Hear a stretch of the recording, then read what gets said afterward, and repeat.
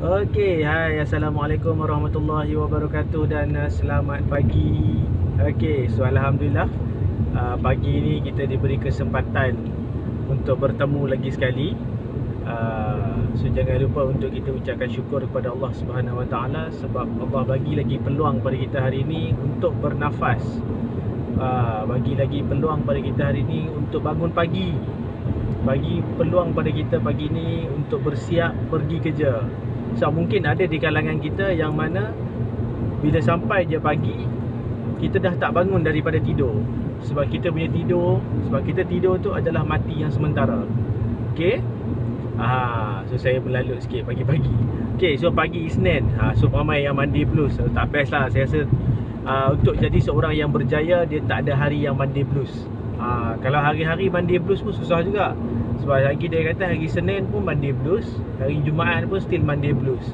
Sebab hari Senin dia baru lepas pada balik bercuti, hari Jumaat dia semangat nak pergi bercuti. Okay, so pagi ni, so siapa yang follow saya punya live pada pagi ni, so jangan lupa untuk share dengan kawan-kawan anda, kawan-kawan dia all semua. Sebab apa yang saya nak kongsikan pagi ni adalah berkenaan dengan perangkap hartanah. Kau ingat pergi menjala ikannya yang ada perangkap? Okay? Ingat speed trap dia perangkap? Okay? Tapi dalam hartanah sendiri pun dia ada dia punya perangkap dia. Dia ada juga dia punya pukat dia. Ada juga dia punya speed trap dia. Tapi ni bukan speed trap lah. Okay? So pagi ni saya sekarang ni tengah on the way nak pergi ke tempat kerja. So nak jumpa dengan team member saya, dengan team hartanah saya yang mana yang kita orang memang fokus on pada anak muda terutamanya, tapi kepada yang pelabur-pelabur pun kita fokus juga. Okey, sebab ramai orang sekarang ni kita lebih kepada kita nak fokus kepada pemilikan hartanah kepada bumi putera. Okey. So saya nak masuk kita punya topik pagi ni. So saya nak remind sekali lagi, jangan lupa untuk ucapkan syukur, untuk ucapkan alhamdulillah sebab Allah bagi kita ruang, Allah bagi kita kesempatan, Allah bagi kita peluang. Bagi saya adalah satu peluang sebab Allah bagi peluang kepada kita untuk sedar daripada mati yang sementara, untuk kita bangun, bersiap pergi kerja, berjihad. Sebab bila kita pergi kerja untuk diri kita, untuk keluarga kita, untuk dapatkan rezeki yang halal, kita berjihad. Okey? So lagi kalau saya teruskan lagi benda yang macam tu, lagi dah jadi macam tazkirah pula. So tak apa, pagi ni saya nak fokus pada perangkap hartanah. Ramai orang nak beli rumah, dan kalau boleh ramai orang nak beli rumah dengan minimum cost. Tapi ada juga yang sanggup beli rumah dengan kos yang sangat tinggi. So apa saya cakap macam tu?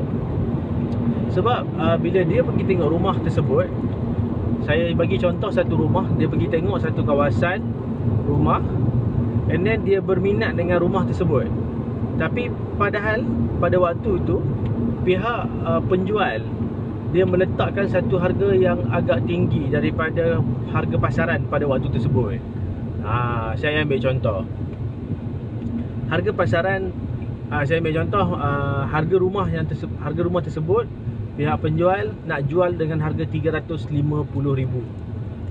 Mungkin dia ada dia punya facility lah, dia buat garden ke, dia buat renovation dan sebagainya. Okay, tapi walaupun dia buat renovation yang gempak, pihak penilai still kira dia punya renovation dalam masa yang sama. Cuma pihak penilai dia dah bagi satu kata putus, ataupun dia dah valuekan rumah tersebut. Value rumah tu, nilai rumah tu hanyalah dalam 300,000 sahaja. So bila dalam 300,000 sahaja, dia nak jual dengan 350,000. So maknanya bakal pembeli ataupun pembeli tadi tu yang dah pergi tengok rumah tu, dia akan membeli rumah tu pada kadar 350,000 ataupun kita panggil over market value. Saya nak kata tak boleh beli, tak juga. Sebab benda ni sebenarnya demand. Kalau kawasan tu memang ramai orang sanggup untuk bayar sebabkan sesuatu benda yang lain, fasiliti yang lain yang ada, kemudahan apa-apa yang ada dekat situ, tapi value dia belum sampai lagi level macam tu, nak beli boleh. Tapi betul ke you all nak beli rumah yang macam tu? Harga value dia 300, tapi harga yang dia nak jual 350,000. So maknanya sekarang ni anda terpaksa top up duit yang sangat banyak. Sebab beli rumah 350,000, value 300, loan ataupun financing hanya boleh dapat dalam 90% daripada market value, daripada 300,000, maknanya 270,000. So dalam arti kata lain, orang yang nak beli rumah tadi tu, dia perlu sediakan cash lebih kurang dalam 80,000 untuk beli rumah tadi tu, hanya semata-mata untuk bayar rumah tu, beli rumah tu dan duduk. Okay. So dekat situ dia dah beli satu hartanah yang over market value. Dan sementara bila dia dah beli, sementara nak tunggu market value tu sampai level tahap yang dia beli tadi tu dengan harga yang dia beli.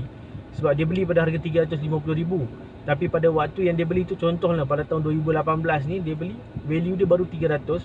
Mungkin nak capai 350,000 tu makan masa dalam 2 tahun atau 3 tahun lagi. So kan lambat tu. Dia nak sampai dia punya kenaikan nilai semasa. So bila you all beli yang macam tu dah jadi satu benda yang tak best.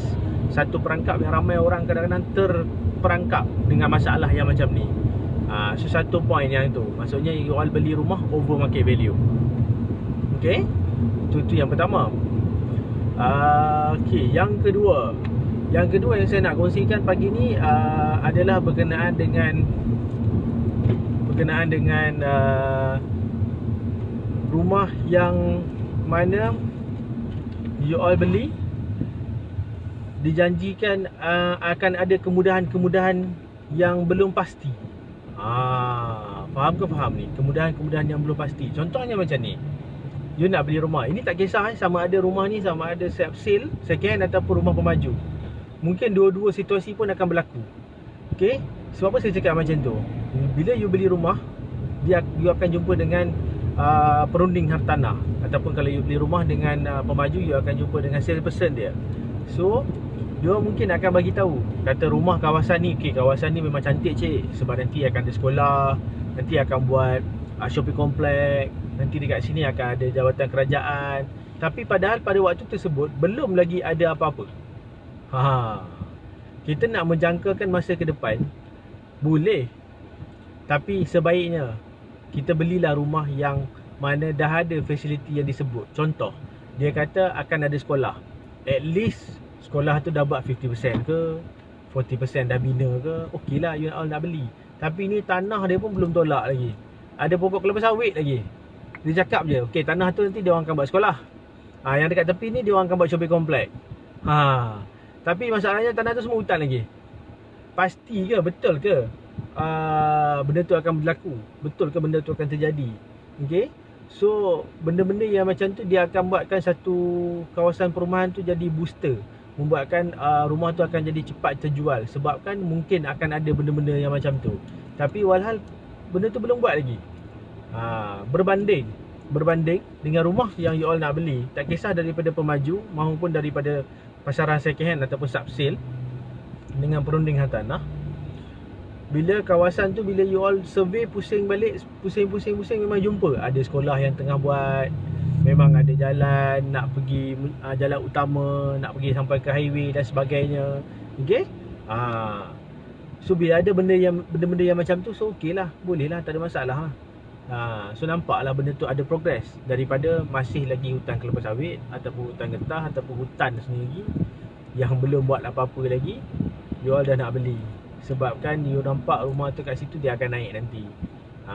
Tak salah untuk beli, tapi betul-betul kalau you all tahu benda tu memang akan jadi, okey, boleh, tak ada masalah. Tapi kalau kata tak tahu apa-apa, tiba-tiba you all beli. Sebab banyak yang saya jumpa, ramai yang saya jumpa, masalah dia beli dan dikabarkan kata kawasan ni akan membangun cik, akan ada pejabat kerajaan, akan ada itu shopping komplek, akan ada sekolah, akan ada balai polis dan sebagainya. Tapi suddenly bila rumah tu dah siap, hanya rumah tu sahaja yang siap, dan kawasan sekeliling masih macam tu, dan masih hutan sampai sekarang. Dan sekarang ni bila sampai tahap yang macam tu, dia dah tak mampu lagi nak tanggung rumah tersebut. Dia dah tak cukup holding power, dia nak hold rumah tu, sebab dia nak kena commit setiap bulan untuk bayar rumah tu. So dah jadilah satu perangkap yang lain, dah jadi masalah lain. Masalah yang pertama, dia tak ada holding power. Sebab apa tak ada holding power? Pada waktu tersebut orang dah tak ada nak sewa rumah dia, sebab kawasan rumah dia tu jauh daripada segala kemudahan. So pada waktu tu dia dah tak sanggup, dia dah tak mampu lagi nak komit bulan-bulan untuk bayar untuk installment rumah tadi tu. So dia terpaksa juga untuk bayar, dan sampai satu tahap dia dah jatuh dalam satu perangkap yang mana kita panggil perangkap rumah bakal dilelong. So yang ini yang kita nak avoid. So bila kita beli satu-satu rumah tu ataupun satu-satu hartanah tu, tak kisahlah rumah tu jenis apa sekalipun, tapi kalau kawasan dia memang membangun tak ada masalah. Tapi bila kawasan dia tu kita belum tentu lagi, belum pasti lagi dia punya pembangunan dia, akan membuatkan mungkin lepas daripada rumah tu dah siap, 5-6 tahun kemudian dah tak ada orang nak sewa rumah you all.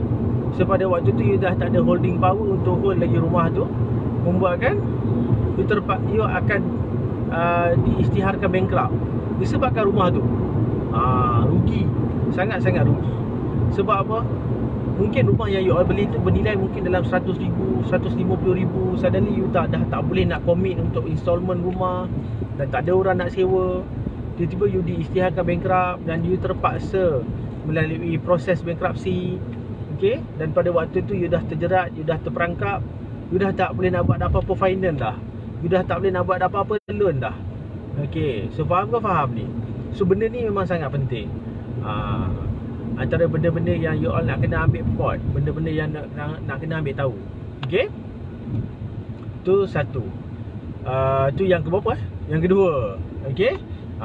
So saya pagi ni yang pertama tadi saya kongsikan berkenaan dengan rumah over market value. Yang kedua berkenaan dengan kemudahan sekeliling. So yang ketiga yang saya nak kongsikan,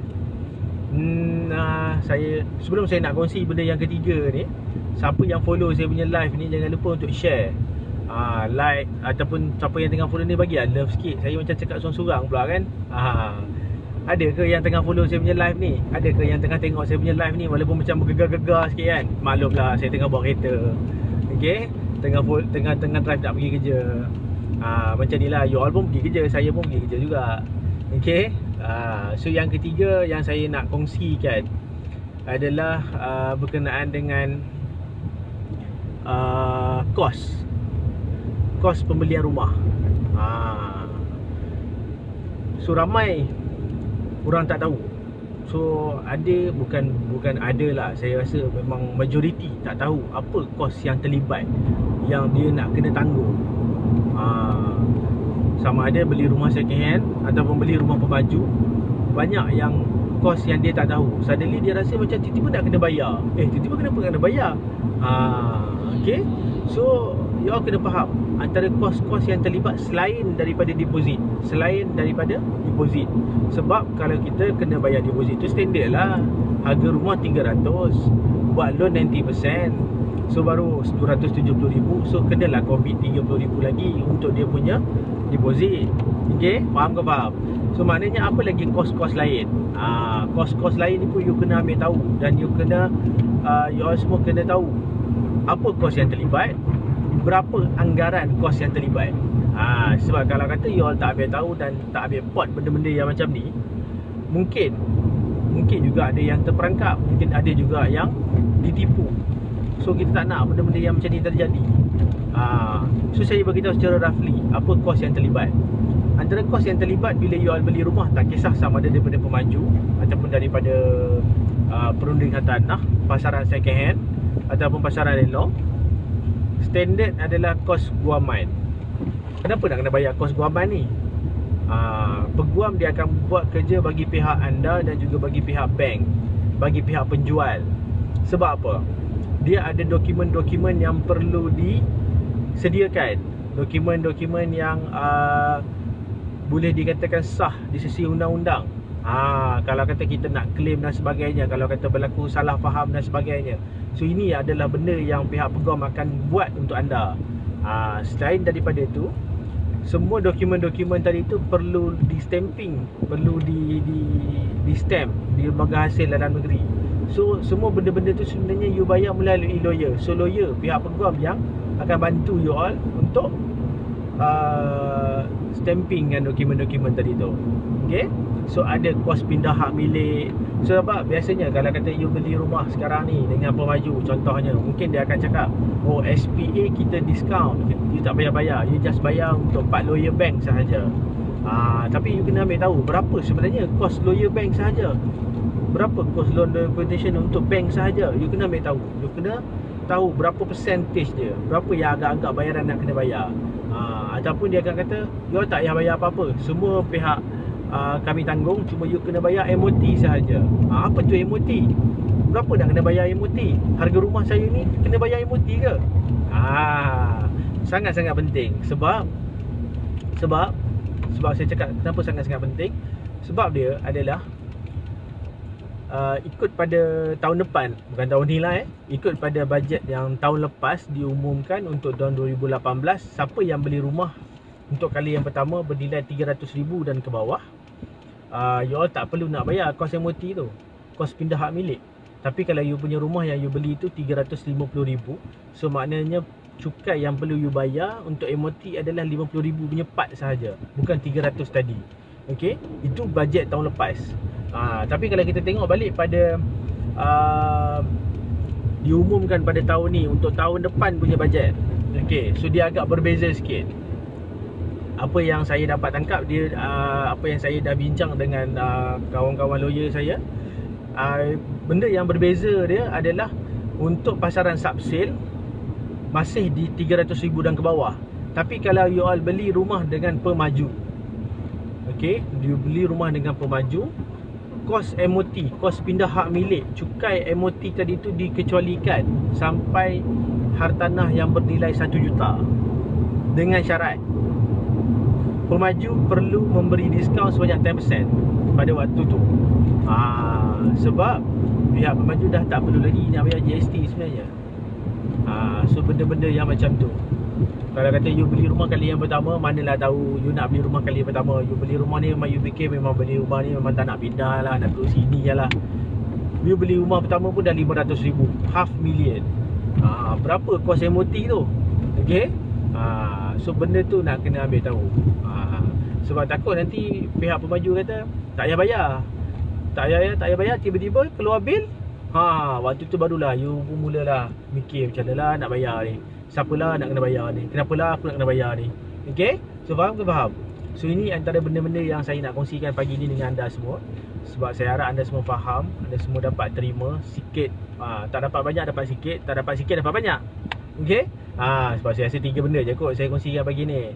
Sebab nanti saya akan terus lagi berkongsi dengan anda semua. Apa lagi perangkap-perangkap lain, banyak lagi perangkap lain sebenarnya, selain daripada speed trap yang ada kat jalan. Okay, so jangan lupa untuk kongsikan saya punya live pagi ni dengan kawan-kawan dekat Facebook anda. Set dekat profile tu, post, share. Okay, so sampai sini dulu. InsyaAllah kita jumpa lagi. Assalamualaikum warahmatullahi wabarakatuh.